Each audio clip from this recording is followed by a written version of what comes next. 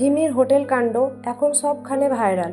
শুনেছেন এক গোপন হোটেল ভিজিট, আর সেখান থেকে ফাঁস হয়েছে এমন কিছু তথ্য যা দেখে হিমি নিজেই এখন লজ্জায় মুখ ঢাকছেন। ঘটনা শুরু হয়েছিল এক গ্রামের হোটেলে, যেখানে হিমি একাই বুকিং দেন। তবে সিসিটিভি ফুটেজে দেখা যায় এক পুরুষ সন্ধ্যায় ঢোকেন আর রাত 11টার দিকে চুপি চুপি বেরিয়ে যান। ঘটনাটা হয়েছিল চুপি চুপি, কিন্তু ভাইরাল হয় সেলফির মাধ্যমে।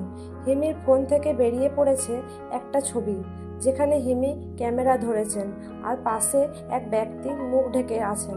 এই ছবিটা সোশ্যাল মিডিয়ায় আসতেই তোলপাড়।